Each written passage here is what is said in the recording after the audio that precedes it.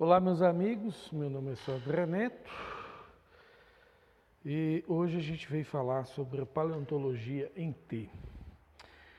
Aí tem esse gráfico aí, paleontologia em T, onde vai falar, né, de baixo para cima. Eu vou clicando aqui e vocês vão vendo aí. Então aqui, essas setinhas aqui embaixo, né, deixa eu aumentar aqui. Essas setinhas aqui embaixo, elas vão falar sobre a radiação, né, do aumento de radiação no sentido de aumento de variabilidade taxonômica, né, subespeciação.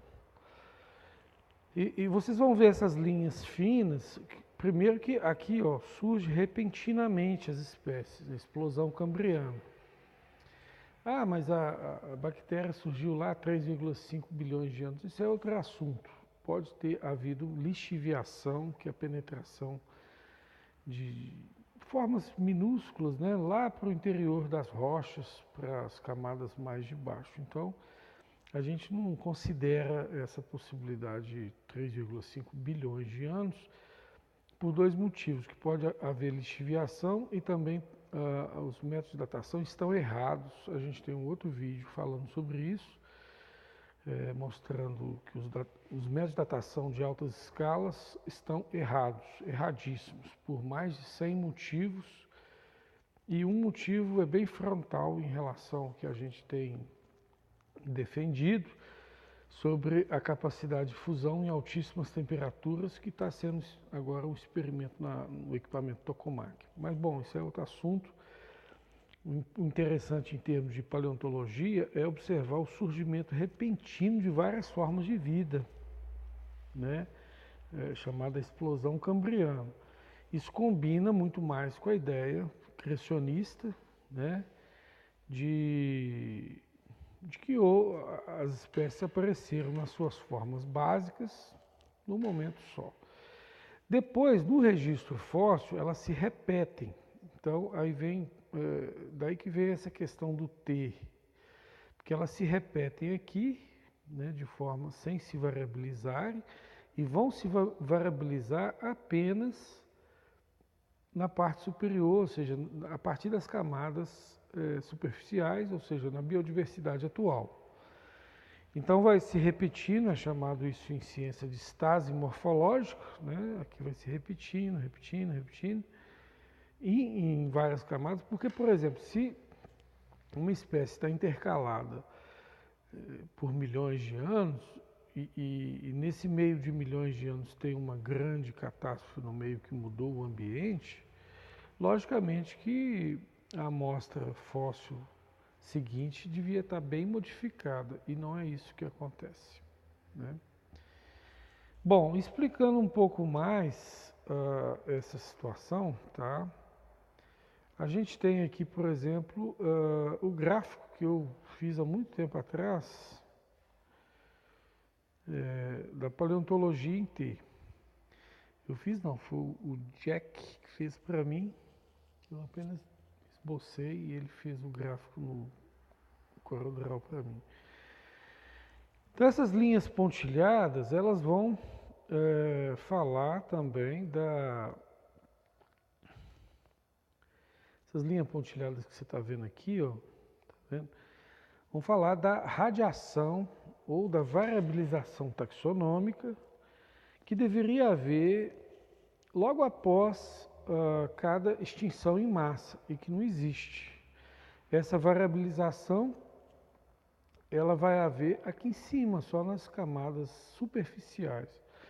Ou a partir do Pleistoceno, ou às vezes quando a camada está aqui, porque às vezes você não tem uma constância em termos de sobreposição de camadas. Às vezes a primeira camada superficial ela já é uma camada inferior. Isso é explicado pelo criacionismo, que a formação das camadas se deu como o rastro, né, de transgressões e regressões marinhas. Por isso que elas estão em plano paralelo, sem haver erosão entre elas. Não existe essa erosão. Então, existe às vezes um sanduíchezinho assim, bem suavezinho, demonstrando pouco tempo e pouca sedimentação intercamadas. E essas camadas, às vezes, são sendo carregadas, são taxas de sedimentação altíssimas que vão segregando automaticamente conforme suas composições físico-químicas. Então, vai haver, e também conforme a localidade do sedimento. Então, vai haver uma separação. Por isso que a gente tem muitas minas, né, de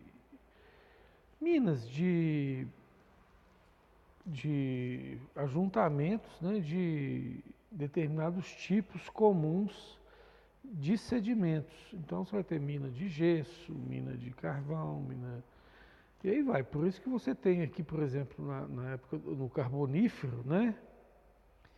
Você tem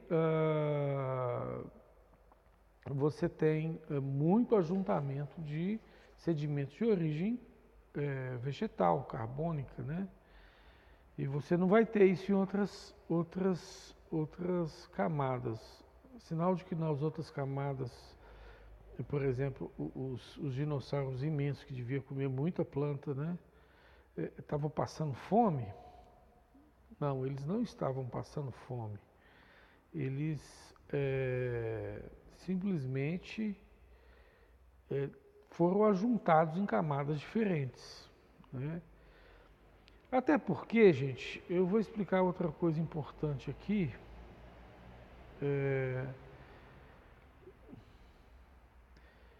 Aqui é um outro gráfico também muito importante mostrando a baixa variabilização. Isso aqui, quando se for olhar nas camadas recentes, isso aqui faz assim, ó, entendeu? Variabiliza. Nós temos hoje em torno de 9 milhões de espécies. Mas no registro fóssil não, fica assim. Por isso que a gente chama paleontologia em T, né? Surgimento repentino, estase morfológica, né? Surgimento repentino, estase morfológica e variabilização recente ou a partir das camadas superficiais, né? Bom, aí agora a gente tem aqui a proporção fóssil. Isso é muito importante observar, por quê? Porque a gente olha os fósseis e acha que não repara que 95% dos fósseis, né? 95% dos fósseis são tudo invertebrados marinhos. Depois fósseis de algas e planta 4,75. 0,23 fósseis terrestres e aquáticos, insetos.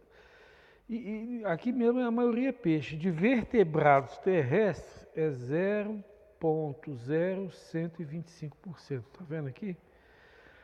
Então, quer dizer, por quê? Porque para fossilizar, sepultar vivo animais terrestres é a coisa mais difícil do mundo, principalmente animais completos. Então, animais completos é bem difícil de fossilizar, tá? Você precisa de altíssimas taxas sedimentares. Taxas sedimentares, quem estudou isso foi Sadler. Em 1984, ele estabeleceu taxas sedimentares em tempestades de rios, inundações, e aí foi vendo taxas sedimentares. Então, quando tem uma tempestade, a taxa sedimentar é maior, né? Vai sedimentar maior quantidade de material erodido, deslocado, transportado, né? Agora, para sepultar vivo um animal completo terrestre, a taxa sedimentar tem que ser altíssima, altíssima. Por quê? Porque é um animal completo. Imagina um dinossaurão grandão, completo, sendo fossilizado. Você vai precisar de sepultar ele vivo, com altíssima taxa sedimentar. Ou seja, isso nos fala de transgressão marinha e regressão marinha num dilúvio global, ou numa catástrofe global, ou várias catástrofes associadas.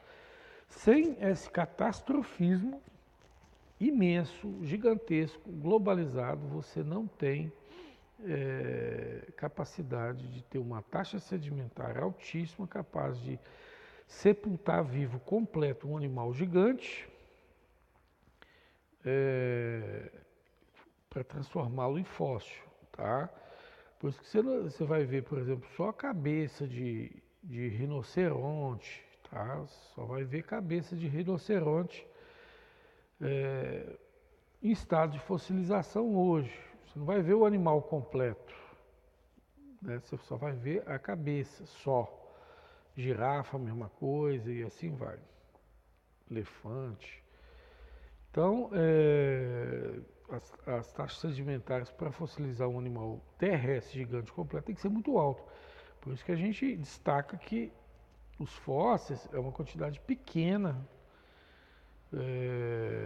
de quantidade de animais terrestres que a gente tem na natureza. Vai ter bem pequenininho.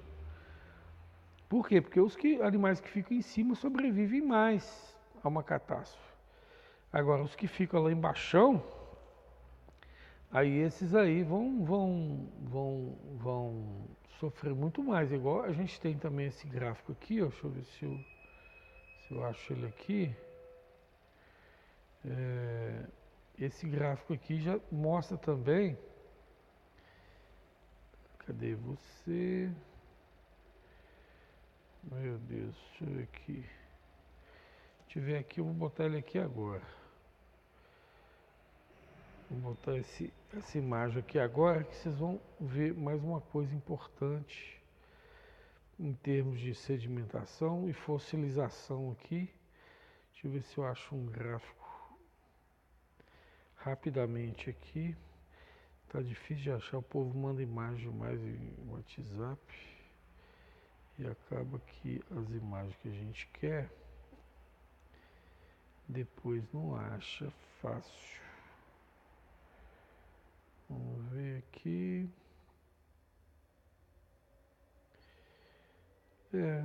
Não vou achar fácil não. Não vou achar fácil essa imagem.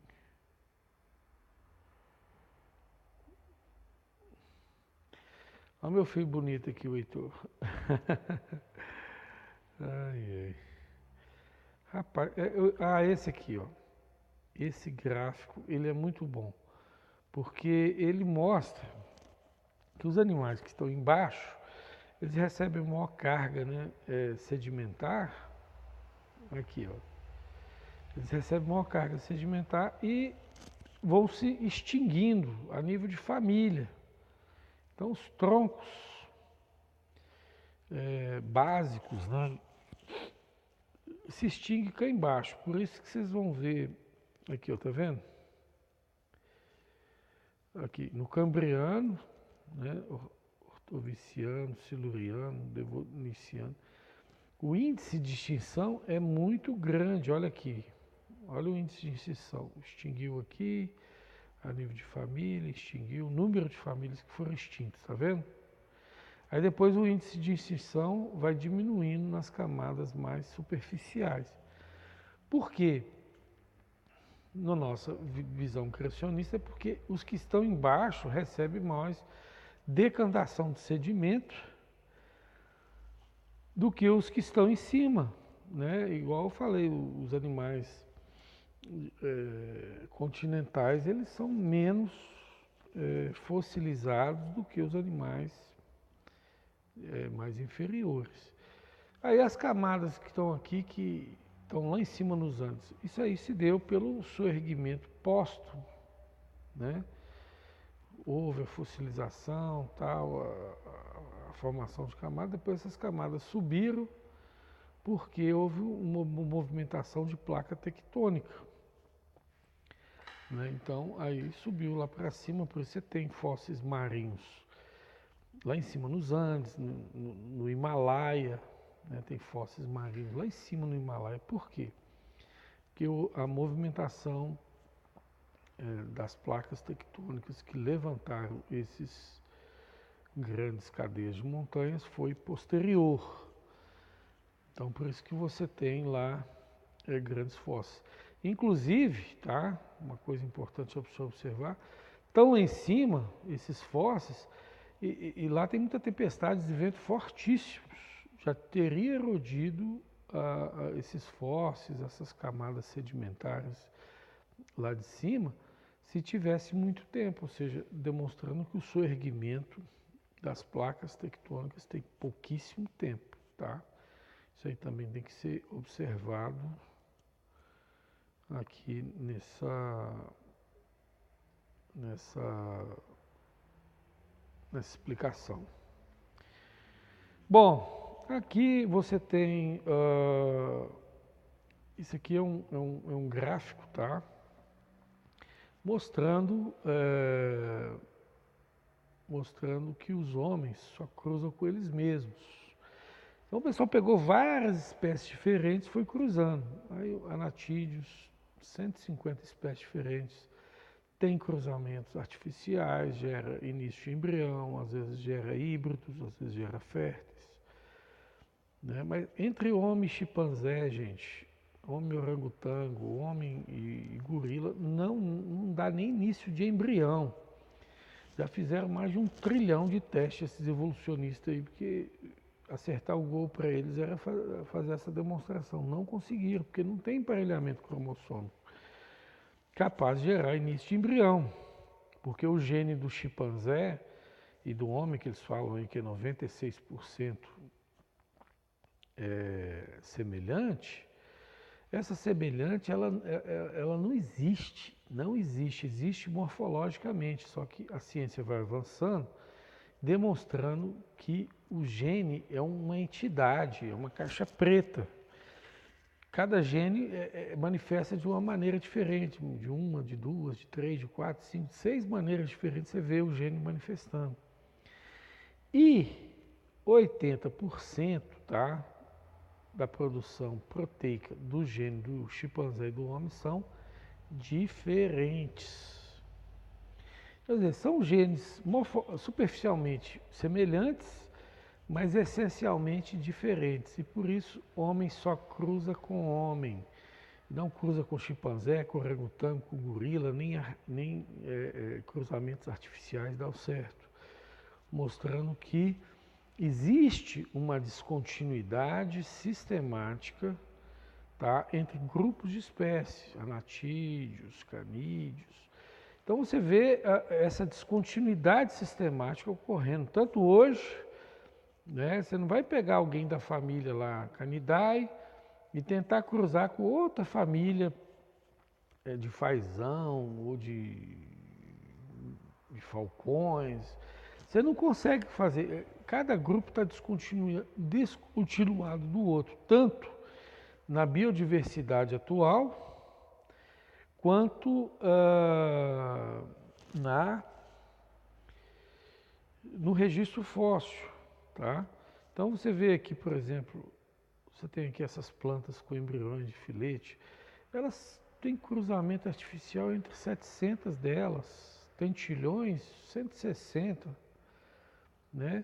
Cercopithecus, 501 espécies cruzam entre si, equídeos apenas 6. Né? O ganso da bata bifurcada é igual o caso do homem lá, só cruza entre eles. Isso nos dados de 1996, tá? Porque o Scherer e Juncker e mais de 10 cientistas alemães publicaram isso aqui, edição de 1996. Agora tem uma edição nova na Sociedade Criacionista Brasileira, eu vou ver se eu pego como é que está essa pesquisa. Isso aqui era em 1996 essa pesquisa, tá bom? Já está bem defasado. Mas está de pé, a gente está, o pessoal da baraminologia, isso aqui é baraminologia, tá? Baraminology, você escreve no Google aí, ó, baraminology, vai ter esse tipo de abordagem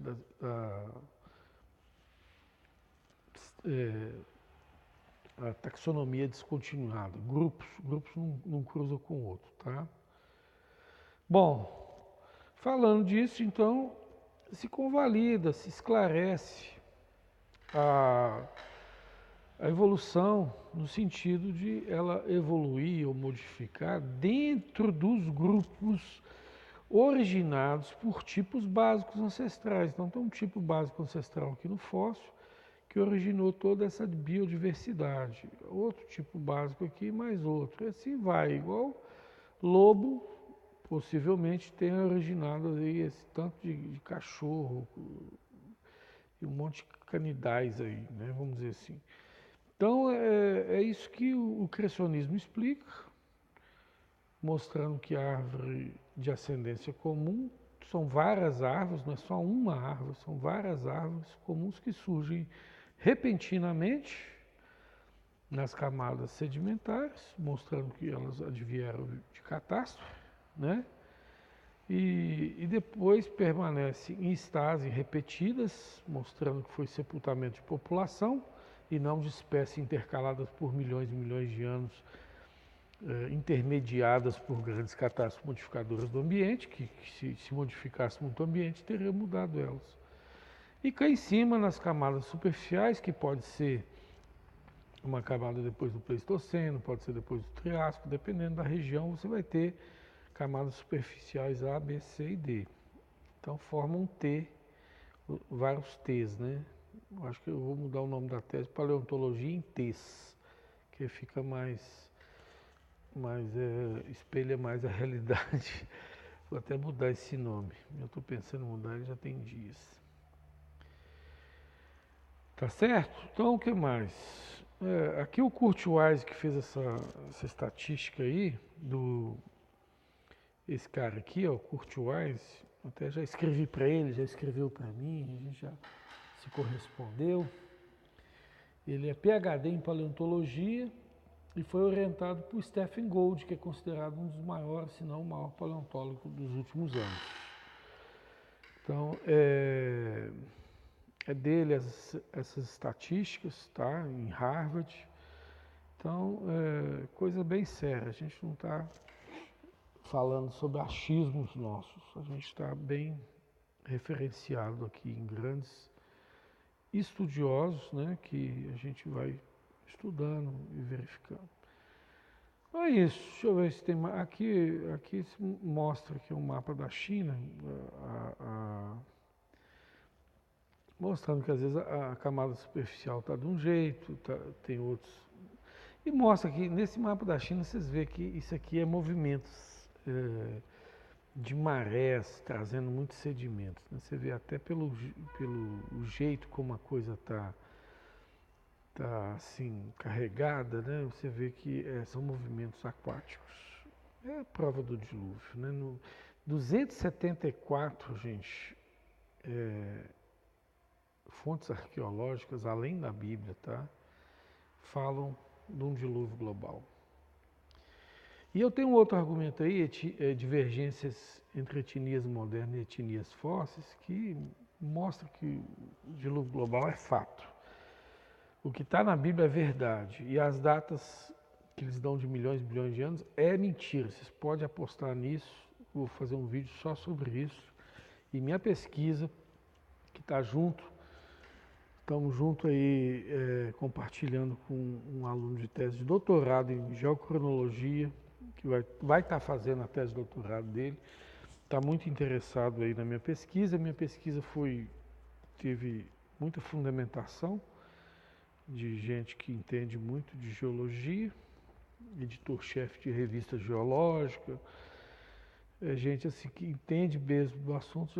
A gente, quando falou da nossa tese, né, da tokamak, da fusão através de aumento gigantesco de temperatura, acima de 100 milhões de graus, então mostrando que o decaimento radioativo pode ter sofrido um aceleramento muito grande e a transformação de elementos estáveis em instáveis.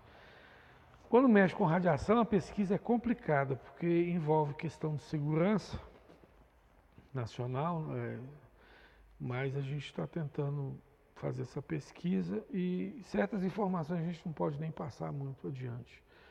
Mas dá para provar, pelo menos para quem se interessar, que não existe constante decaimento radioativo e essas técnicas de altas escalas aí nas quais se sustenta a teoria histórica da evolução, está totalmente errado. Não tem nada de certo e tem mais de 100 perspectivas datacionais que contradizem ela. Eu cito a mais conhecida, que já foi testada pelo John Baumgarten, que é meu amigo do Facebook, geofísico, é o carbono 14. O carbono 14 evapora com 5.700 anos, a metade dele, né? Metade da metade dele, com 11 mil anos. Então, assim, não era para ter nada de carbono 14 em rochas de 200 mil anos, 200 mil anos. E rochas aí de 300 milhões de anos, 500 milhões de anos, se achou carbono 14 em abundância, em diamantes, que são considerados praticamente incontamináveis. A contaminação que pode ocorrer no diamante é ínfima, é pequeniníssima. Então não vai dar carbono 14 em grande quantidade em diamante, nem aqui nem na China, e deu. Então mostrando que essas datações estão todas erradas, estão todas mentirosas, estão todas desatualizadas. Quem está acreditando e fundamentando qualquer declaração em milhões e bilhões de anos está sendo obtuso, não está sendo uma pessoa ampla que dialoga com várias realidades e várias perspectivas, está dialogando apenas com algumas perspectivas datacionais e elas são contraditórias. E a gente vai fazer um vídeo só sobre isso, tá?